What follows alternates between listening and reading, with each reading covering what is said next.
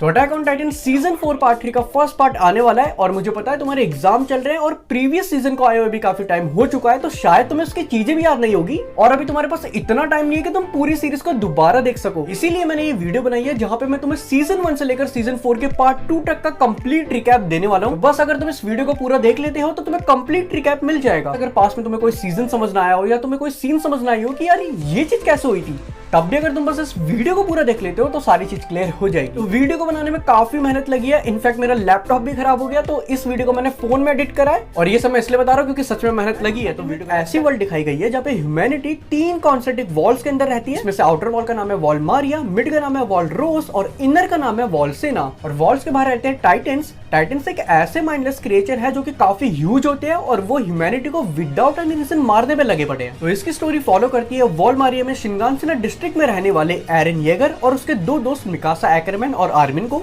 जिन तीनों का ही ड्रीम है कि उन्हें वॉल से बाहर निकल के बाहर की दुनिया भी देखनी है। बट अपेरेंटली एक दिन कोलोसल टाइटन की एंट्री होती है, वो वॉल मारी को ब्रेक करता है, शिनगानसेना डिस्ट्रिक्ट में आता है और वहां पे सारी चीज को तहस नहस कर देता है। काफी सारे लोग मारे जाते हैं और उन्हीं में से एरन की मॉम को भी एक स्माइलिंग टाइटन आके खा लेती है, जिसको देख के एरन अंदर से इतना टूट जाता है, उसे इतना ज्यादा गुस्सा आता है कि उस दिन कसम खा लेता है कि जितने भी वॉल्स के बाहर टाइटन्स है वो सबको खत्म कर देगा। जिसके बाद एरन, मिकासा और आर्मिन तीनों ही 104 कैडेट कॉर्प्स को ज्वाइन करते हैं, वहां पे ट्रेनिंग करते हैं एंड वंस अगेन एक और बार कोलोसल टाइटन की एंट्री होती है। बट इस बार टाइम अलग है, एरन ने कैडेट कॉर्प्स ज्वाइन करी है, उसने ट्रेनिंग करी है तो पहले से ज्यादा पावरफुल है, तो अब वो टाइटन से लड़ने के लिए निकल जाता है। यहाँ पे काफी सारे सोल्जर्स तो मारे ही जाते हैं लेकिन उसे बीच एक टाइटन आके एरन को भी खा लेता है, जो कि इतना शॉकिंग मूवमेंट होता है कि व्हाट द फक, अपना मेन प्रोटैगनिस्ट ही मर गया। एंड उसके बाद एक टाइटन में से दूसरा टाइटन निकलता है जो कि ह्यूमन को मारने के बजाय वो टाइटन्स को ही मारने लगता है, जो कि एक और शॉकिंग मूवमेंट होता है कि ये चल क्या रहा है, ये टाइटन्स दूसरे टाइटन को क्यों मार रहा है। बट बाद में पता चलता है कि वो टाइटन एक्चुअल में एरन ही होता है। एरन जब चाहे टाइटन बन सकता है और जब चाहे वो ह्यूमन बन सकता है। बेसिकली एरन अब एक टाइटन शिफ्टर है जिसके पास अटैक टाइटन है। इस चीज को लेकर काफी ज्यादा डिबेट चलती है मिलिट्री में, कोर्ट में।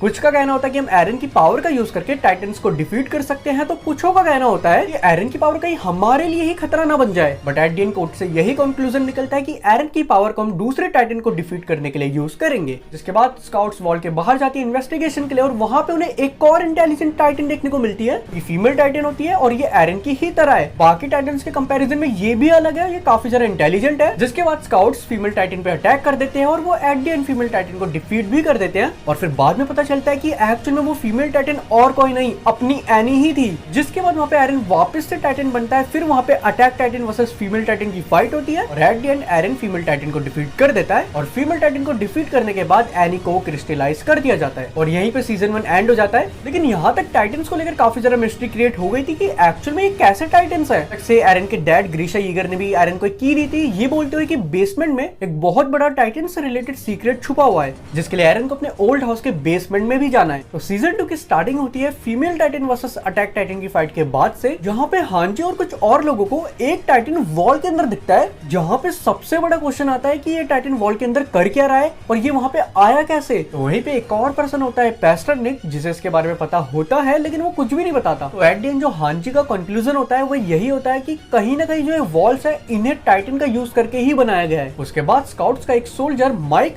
जो कि लिवाई के बाद सबसे ज्यादा पावरफुल था, वो भी टाइटन्स के थ्रू मारा जाता है। और फिर स्काउट्स इन्वेस्टिगेशन के लिए वॉल के बाहर वापस जाते हैं, ये पता लगाने के लिए कि एक्चुअल में जो टाइटन्स है ये वॉल के अंदर आए कैसे। जिसके लिए ये स्काउट्स आपस में डिवाइड हो जाते हैं। शासा चली जाती है अपने विलेज, जहाँ पे उसे एक बच्ची के अलावा और कोई भी नहीं मिलता। ओली चली जाता है अपने विलेज, जहाँ पे उसका घर तहस नहस हो चुका होता है और उसके घर के ऊपर एक टाइटन पड़ी होती है। कोनी के जाते समय उसे कुछ कहती है लेकिन कोनी उसे इग्नोर कर देता है। तो जब सिचुएशन इतनी खराब होती है तो एडीन पेस्टर ने खान जी को बता देता है जो तुम्हें जानना है वो इन्फॉर्मेशन 104 कैडेट कॉर्प्स में एक लड़की है क्रिस्टा, उसके पास तुम्हें मिलेगी। और उस समय क्रिस्टा एक कैसल में होती है यमीर, बटरोल और राइनर के साथ, और तभी वहां पे टाइटन्स उस कैसल पे अटैक कर देते हैं, जहां पे यमीर ट्रांसफॉर्म होती है जॉ टाइटन में। फिर सबको पता चलता है कि यमीर भी एक्चुअल में एक टाइटन शिफ्टर थी। फिर उसके बाद क्रिस्टा का एक फ्लैशबैक दिखाया जाता है जहां पे पता चलता है कि वो एक नोबलमैन की बेटी थी, कैसे उसका फोर्सफुली नाम चेंज कराया गया, कैसे उससे फोर्सफुली कैडेट कॉर्प्स को ज्वाइन कराया गया। जैसे ही वहां पे टाइटन्स वगैरह की फाइट खत्म होती है, फिर क्रिस्टा अपना रियल नेम बताती है कि मेरा एक्चुअल में रियल नेम हिस्टोरिया हिस्टोरिया है। फिर वहाँ पे बाकी स्काउट्स भी आते हैं और वो बोलते हैं कि हमें वॉल में कहीं पे भी होल नहीं मिला। और जैसे ही वो वहाँ से जा रहे होते हैं तभी वहाँ पे राइनर एरन को बताता है कि मैं और बटहोल्ड ही आर्मर्ड टाइटन और कोलोसल टाइटन्स हैं और हमारा एक मिशन है जहाँ पे हमें ह्यूमैनिटी को खत्म करना है, लेकिन हम इस चीज को अवॉइड कर सकते हैं अगर तुम हमारे साथ चलते हो तो। लेकिन वहाँ पे एरन को कुछ भी समझ नहीं आ रहा होता। उसका कहना होता है मतलब तुम दोनों ही आर्मर्ड कोलोसल टाइटन्स थे जिन्होंने शिनगानसेरा डिस्ट्रिक्ट में अटैक करा था और तुम दोनों के ही चक्कर में मेरी मॉम भी मारी गई। एरन को काफी गुस्सा आ रहा होता है। फिर वो अटैक टाइटन में कन्वर्ट होता है और फिर वहाँ पे attack titan versus armoured Titan की हमें फाइट देखने को मिलती है जहाँ पे एरन हार जाता है। फिर आर्मर्ड टाइटन और बटहोल्ड यमीर और एरन इन दोनों को ही अपने साथ लेके चले जाते हैं। यमीर और एरन को रेस्क्यू करने के लिए स्काउट्स भी उनके पीछे जाती है। एडेन वो एरन को रेस्क्यू कर लेते हैं लेकिन यमीर को नहीं करते क्योंकि वो देखते हैं कि यमीर तो इनके साथ दे रही है, मतलब यमीर गद्दार निकली। फिर वहाँ पे यमीर का एक फ्लैशबैक दिखाया जाता है कि कैसे उसे एक सोल्जर ने कैप्चर करा, उसे टाइटन सीरम दिया और टाइटन बना के उसे वॉल से नीचे फेंक दिया। उसके बाद यमीर ने राइनर और बटहोल्ड के एक दोस्त को खा लिया और जैसे वो उसे खाती है फिर उसके बाद वो ह्यूमन फॉर्म में पाथ में उठती है। फिर वापस से प्रेजेंट का टाइम, हालांकि उन्होंने एरन को रेस्क्यू कर लिया है लेकिन बाहर इतने सारे माइंडलेस टाइटन घूम रहे होते हैं उसे निकलना थोड़ा मुश्किल हो जाता है। और तभी एरन और मिकासा को वो स्माइलिंग टाइटन दिखती है जिसने एरन की मॉम को खाया था। तो उस समय एरन को काफी गुस्सा आता है लेकिन वो इस हालत में नहीं होता कि वो टाइटन बन सके। तो तभी वहाँ पे हैंस आ जाता है। पिछली बार वो एरन की मॉम को नहीं बचा पाया था लेकिन इस बार वो इन दोनों को बचाना चाहता था। वो हैंस उससे फाइट करने जाता है लेकिन एट द एंड वो स्माइलिंग टाइटन हैंस को भी खा लेती है। वहाँ पे एरन पूरी तरीके से टूट चुका होता है, उसको कोई होप नहीं दिख रही होती। लेकिन वहाँ पे मिकासा उसकी उम्मीद जगाती है, ये सब बताकर कि तुम मेरे लिए कितने इंपॉर्टेंट हो, मेरी कैसे कैसे प्रोटेक्शन करी है वगैरह वगैरह वगैरह। फिर वहाँ पे एरन के अंदर जोश वापस से आता है। वो अपने ह्यूमन फॉर्म में ही उस स्माइलिंग टाइटन को जोर से पंच करता है और जैसे ही उसको वो पंच करता है सारे जितने भी माइंडलेस टाइटन्स होते हैं वो उसकी बात सुनते हैं और स्माइलिंग टाइटन को खाने लग जाते हैं।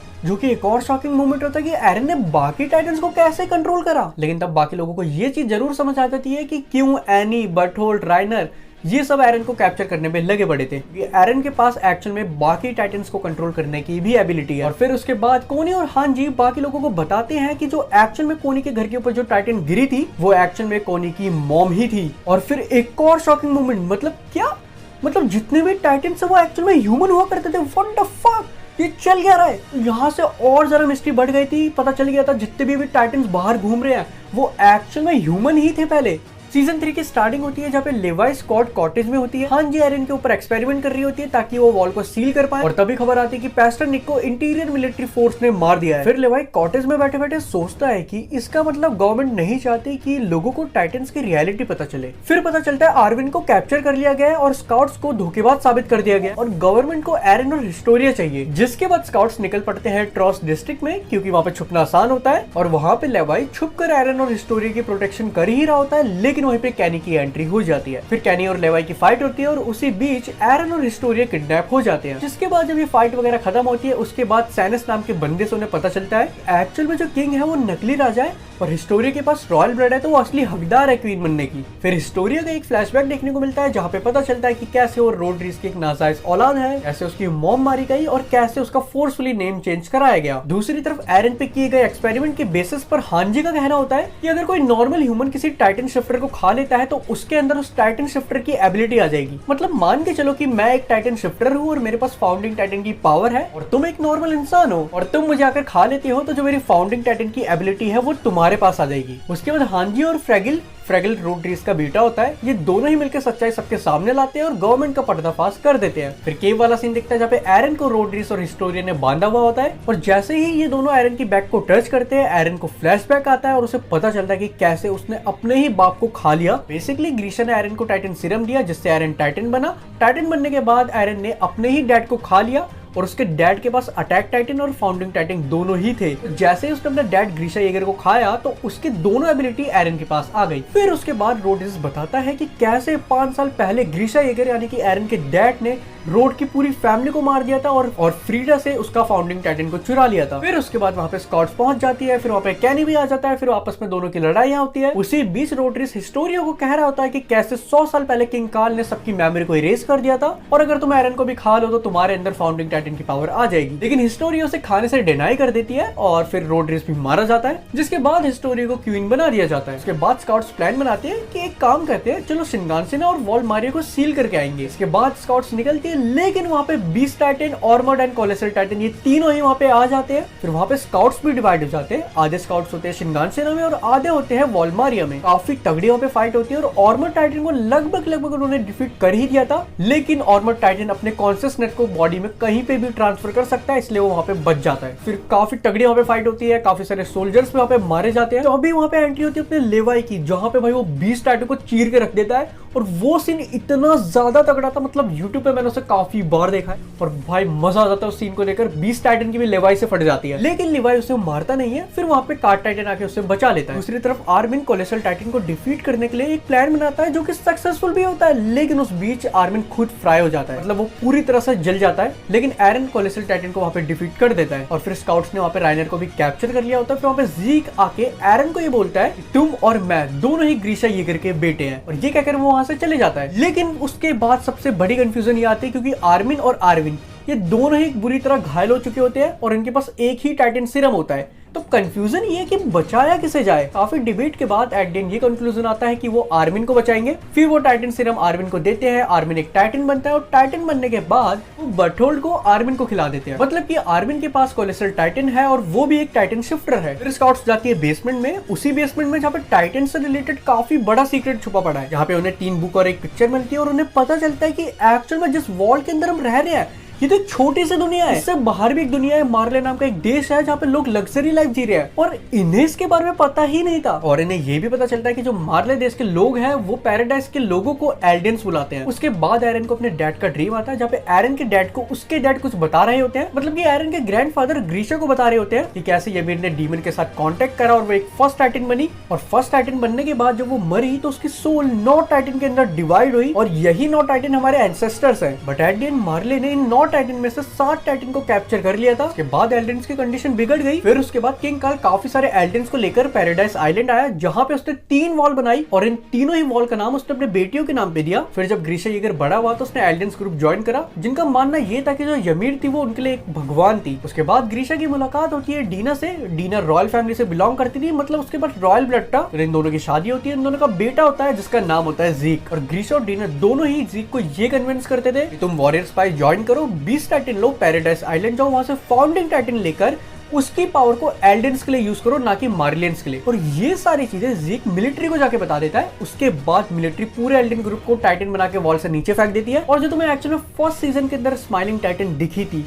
वो एक्चुअल में डीना येगर ही थी। ग्रीशा येगर की पहली बीवी ने ग्रीशा येगर की दूसरी बीवी को खाया। लेकिन उसी समय वहां पे क्रूगर भी आता है जिसके पास अटैक टाइटन होता है, वो ग्रीशा को बचा लेता है और वो अपना अटैक टाइटन ग्रीशा को दे देता है, क्योंकि उसका ये कहना होता है कि यमीर के श्राप के चक्कर में जितने भी टाइटन शिफ्टर्स हैं वो सिर्फ 13 साल ही जी सकते हैं और मेरा टाइम तो होने वाला है। तुम मेरा टाइटन रखो, फिर पैराडाइज आइलैंड जाओ, वहां पे फाउंडिंग टाइटन की पावर लो और वो पावर लेकर एल्डेंस के लिए यूज करो, ना कि मार्लियंस के लिए। तो फिर ग्रीशा ऐसा ही करता है। वो फिर पैराडाइज आइलैंड आता है, वहां पे उसे कार्ला देखती है, उससे शादी करता है, उसका बेटा होता है जिसका नाम होता है एरन येगर। मतलब कि ग्रीशा की 2 बीवी थी और दोनों ही बीवी का अलग अलग बेटा था। और जब एरन कोर्ट में होता है तब उसे ये चीज रियलाइज होती है कि वो क्यों फाउंडिंग टाइटन की पावर को उस समय यूज कर पाया था स्माइलिंग टाइटन के साथ, क्योंकि जो एक्चुअल में स्माइलिंग टाइटन थी वो डीना येगर थी और डीना येगर के पास था रॉयल ब्लड। और फाउंडिंग टाइटन की पावर को तुम तभी यूज कर सकते हो जब तुम्हारे पास रॉयल ब्लड हो या तुम उसके कांटेक्ट में हो। और उस समय एरन रॉयल ब्लड के कांटेक्ट में था, जिस रीजन के चक्कर में वो उस समय फाउंडिंग टाइटन की पावर को यूज कर पाया था। ये सारी चीजें पैराडाइज में रहने वाले सारे लोगों को पता चल जाती है कि कैसे 100 साल पहले किंग कार्ल ने उनकी मेमोरी को इरेज कर दिया था और कैसे इन वॉल्स के बाहर भी एक अलग दुनिया है। जिसके बाद एरन, मिकासा, आर्मिन और भी लोग ओशन में जाते हैं और वहां पे एरन फिंगर पॉइंट करके बोलता है कि अगर हम मार्लियंस को मार दे तो हमें फ्रीडम मिल जाएगी। तो सीजन 4 की स्टार्टिंग होती है 4 साल के गैप के बाद, जहाँ पे मार्ले और अदर कंट्री के आपस में वॉर चल रही होती है। और यहीं पे 6 न्यू कैरेक्टर को भी इंट्रोड्यूस कराया जाता है, जिसमें से है कमांडर मैगनेट, कोल्ट और 4 किड्स वॉरियर कैंडिडेट, जिसमें से 2 ही किड इंपॉर्टेंट है, गाबी और फेल्को। तो अब मार्ले काफी ज्यादा स्ट्रगल कर रहा है क्योंकि उसके पास अब फीमेल और कोलोसल टाइटन्स नहीं है। फिर एक और न्यू कैरेक्टर इंट्रोड्यूस होता है पोर्को, जिसके पास अब जॉ टाइटन है। डेट मींस कि इसने यमीर को खा लिया है और यमीर का जॉ टाइटन अब इसके पास आ चुका है। एंड कार्ड टाइटन है पीक चैन के पास। जब इसका फेस रिवील हुआ लोग इसके पीछे पागल हो गए थे। फिर उसके बाद राइनर का पास दिखाया जाता है। अब तुम्हें पता चलेगा कि राइनर और बर्थोल्ड कैसे शिनगानसेना डिस्ट्रिक्ट में आए थे। तो बेसिकली राइनर, बर्थोल्ड, एनी और मार्शल इन चारों को ही पैराडाइज आइलैंड भेजा था ताकि फाउंडिंग टाइटन को ले पाए। लेकिन उसी बीच यमीर आके मार्शल को खा लेती है और फिर मार्शल का जॉ टाइटन यमीर के पास आ जाता है। जिसके बाद एनी का कहना होता है चलो अब मिशन को फेल करते हैं, लेकिन वहां पे राइनर कहता है नहीं,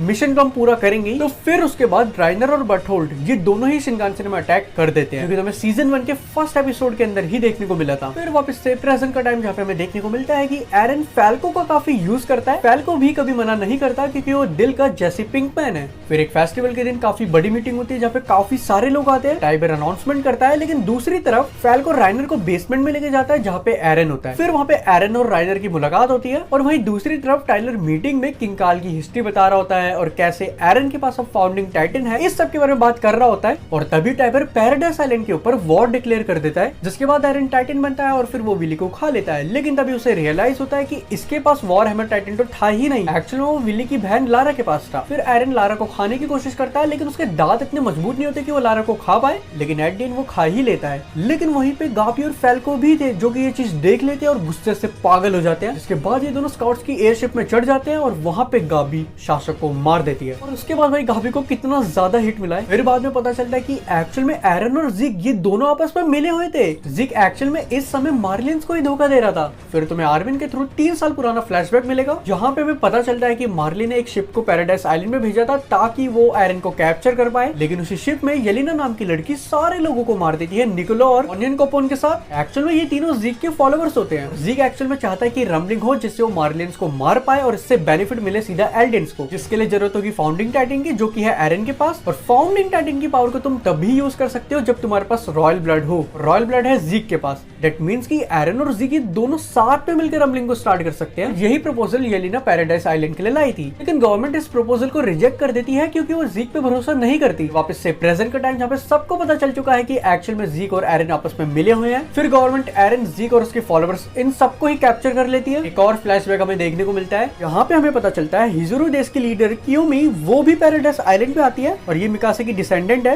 एक्चुअल में कियोमी भी जिक के मिशन को कंप्लीट करना चाहती थी। शर्त इतनी थी कि उसे वो आइस बर्स्ट स्टोन चाहिए जिससे वो ओडियम गियर को यूज करते हैं। वहाँ पे कियोमी जिक के प्लान को भी एक्सप्लेन करती है, जहाँ पे उसका कहना होता है कि सबसे पहले हम रम्बलिंग को टेस्ट करेंगे and second Hizuru country paradise island को एडवांस वेपन देंगे जो कि उनके लिए बेनिफिशियल होंगे। थर्ड हम फाउंडिंग टाइटन को रॉयल ब्लड में ट्रांसफर कर देंगे, जिसके लिए हिस्टोरिया को बार बार प्रेग्नेंट होना पड़ेगा। लेकिन एरन को ये चीज पसंद नहीं आती। लेकिन अब मार्ली भी ये चीज समझ चुकी होती है कि एक्चुअल में जिक ने उन्हें धोखा दिया है और फिर वो पैराडाइस आइलैंड पे अटैक करने का प्लान बनाते हैं। लेकिन इसी बीच लोगों से एरन को काफी ज्यादा सपोर्ट मिलता है। कंप्लीट एंटी गवर्नमेंट बन जाते हैं, वो सब एरन के साथ होते हैं। जो एरन के सपोर्टर्स होते हैं, इन ग्रुप को एक नाम दे दिया गया जिसका नाम था येगिरिस। फिर एरन जाता है अपने सपोर्टर से मिलने और फिर उनके साथ जाता है वो जिक से मिलने। और लिवाई और हांजी दोनों को जिक की लोकेशन पता थी और इस सिचुएशन में हम एरन और जिक इन दोनों को साथ में नहीं रख सकते, क्योंकि जब तक ये दोनों साथ में है तब ही रम्बलिंग हो सकती है। तो लिवाई एंड अदर पर्सन जाते हैं जिक के पास और हांजी और अदर पर्सन जाते हैं निकोलो के पास, ताकि वो जिक से रिलेटेड इन्फॉर्मेशन को निकला पाए। यहाँ पे 2 चीजें तो सामने आ चुकी थी। पहला, कार्ड टाइटन है पीक चैट वो पैराडाइस आइलैंड में आ चुकी है। एंड दूसरा, 4 साल पहले जिक ने रेगाको विलेज में अपने स्पाइनल फ्लूइड को गैस के फॉर्म में फैला दिया था, जिसके बाद जितने भी वहाँ पे आसपास लोग थे जिन्होंने उस गैस को इनहेल करा और फिर जैसे ही जिक ने शाउट करा सारे के सारे लोग टाइटन पे बदल गए।